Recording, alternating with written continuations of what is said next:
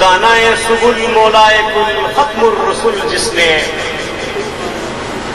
وہ دانائے سبل مولائے کل ختم الرسل جس نے، غبار راہ کو بخشا فروغ وادی سینہ، نگاہ عشق و مستی میں تو ہی اول تو ہی آخر، تو ہی یاسین تو ہی طٰہٰ تو ہی قرآن تو ہی فرقان۔ بہت خوب، بہت اچھا۔ جناب حافظ محمد عافیت صاحب، حمد و نعت کا جب سلسلہ چلتا ہے تو اہل علم چونکہ موجود ہیں، بے ساختہ دماغ میں صحیح مسلم دوسری جلد، اور اگر میرا حافظہ غلطی نہیں کر رہا ہے تو 300 اور 301 نمبر کے صفحات ڈھونڈتے ہیں، جہاں سیدنا حسان بن ثابت رضی اللہ عنہ کا تذکرہ ہے۔ رسول اکرم صلی اللہ علیہ وسلم کے شاعر آپ صلی اللہ علیہ وسلم خود منبر رکھواتے تھے اور فرماتے تھے، حسان تم میری نعت پڑھو اور جبریل علیہ السلام تمہارا ساتھ دیں گے۔ اور سیدنا حسان بن ثابت رضی اللہ عنہ وہ اپنے موڈ میں جب رسول اکرم صلی اللہ علیہ وسلم فدا ابی و امی و روحی و جسدی سامنے ہو تو پھر ذکر اس کاوش پری کا پھر بیان اپنا، تو اس کا کیا ہی عالم ہوگا۔ تو سیدنا حسان بن ثابت پڑھا کرتے تھے، وَأَحْسَنَ مِنْكَ لَمْ تَرَ قَطُّ عَيْنِي وَأَجْمَلَ مِنْكَ لَمْ تَلِدِ النِّسَاءُ خُلِقْتَ مُبَرَّأً مِنْ كُلِّ عَيْبٍ كَأَنَّكَ قَدْ خُلِقْتَ كَمَا تَشَاءُ۔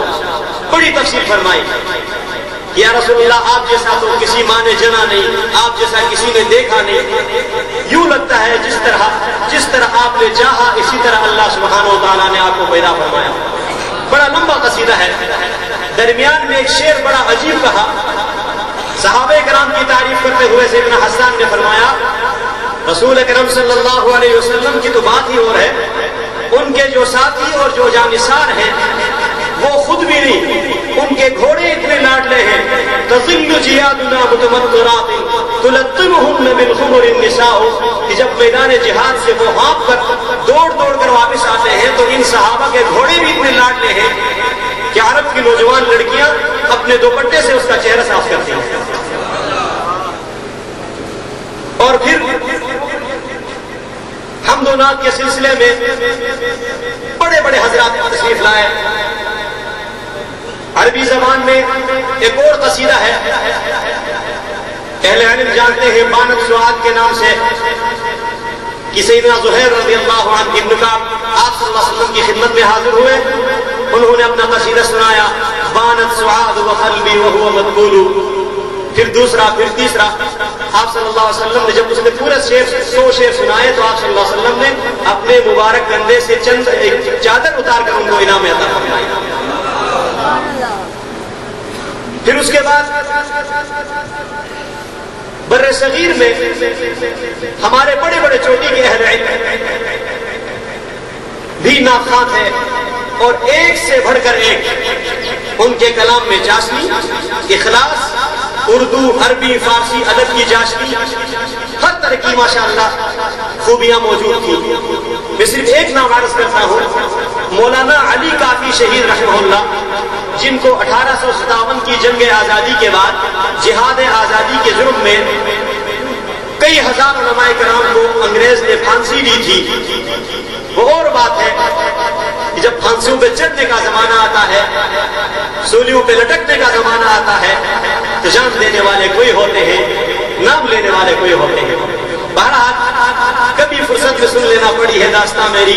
1608 میں انگریز آیا ایسٹ انڈیا کمپنی کے نام سے، اس کے بعد کی تاریخ کو کسی منصف مزاج مصنف کے قلم سے کبھی پڑھ لینا، آپ کے سامنے واضح ہو جائے گا کہ کون کیا تھا اور کون کتنا تھا اور کون کیسا تھا۔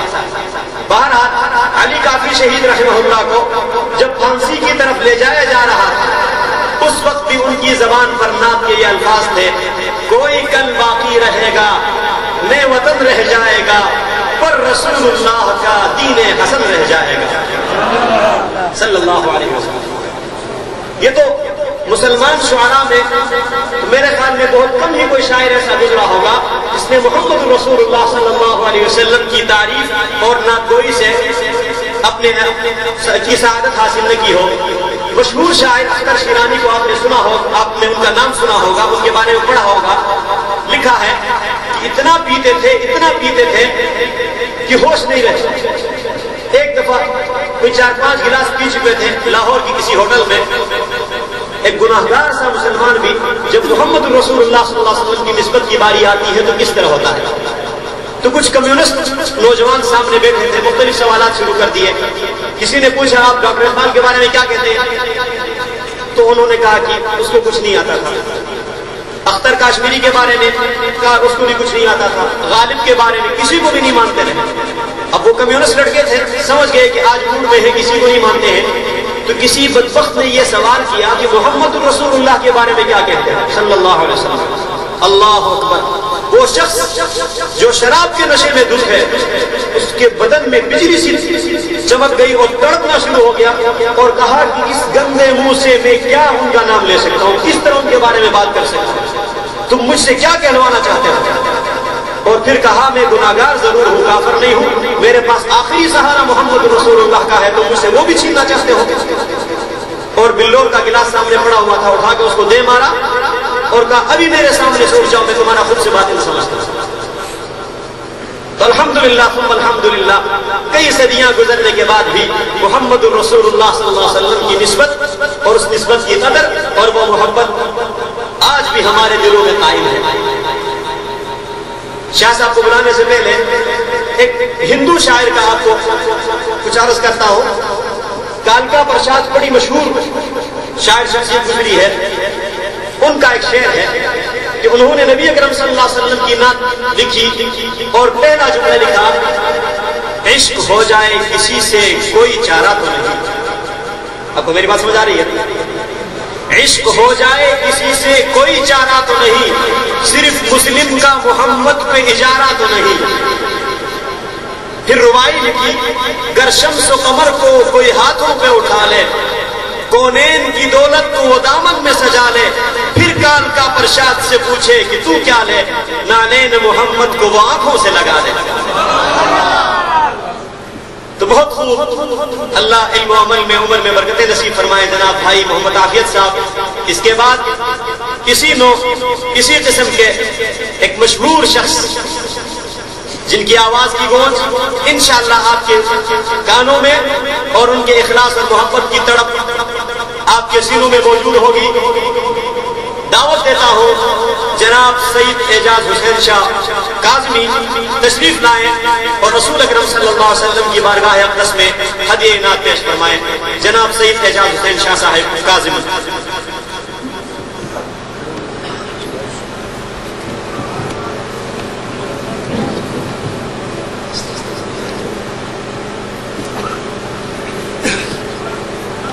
السلام علیکم ورحمۃ اللہ وبرکاتہ.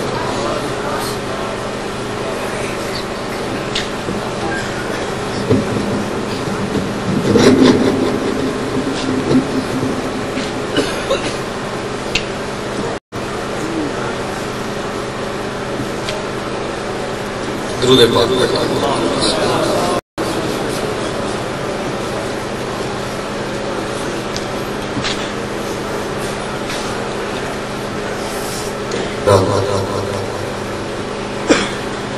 جن کے حکم پر یہاں حاضری نصیب ہوئی, آپ سے شرف ملاقات حاصل ہوا. بہت خوبصورت محفل کا انعقاد کر کے آپ کے لیے ایک موقع میسر کیا ہے انہوں نے کہ ذکر رسول کی محفل میں شامل ہو جائیے, اصحاب رسول کے ذکر میں شامل ہو جائیے اور اپنے دلوں کے زنگ اتاریے اللہ کے پاک نام سے. سب حضرات مل کر جو جاگ رہے ہیں سو نہیں رہے وہ کہیں سبحان اللہ. اور تھوڑا آگے آ جائے ماشاءاللہ, تھوڑی ہمت بھی کریں, مجھے پتہ چلے کہ آپ کا طلب ہے. آگے تشریف ادھر سے بھی آگے.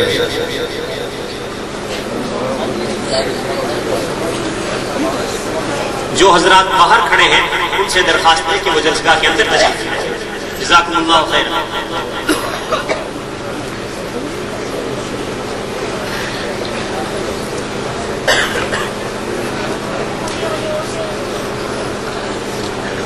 میرے مولا مولا مولا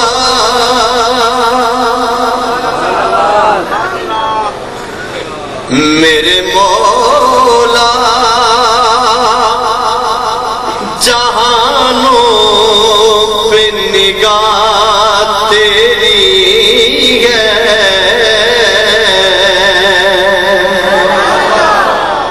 میرے مولا جہانوں پہ نگاہ تیری ہے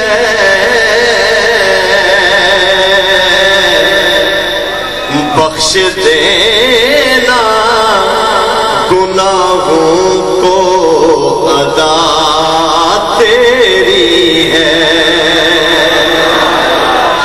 بخش دینا گناہوں کو ادا تیری ہے اور میرے مدنی نے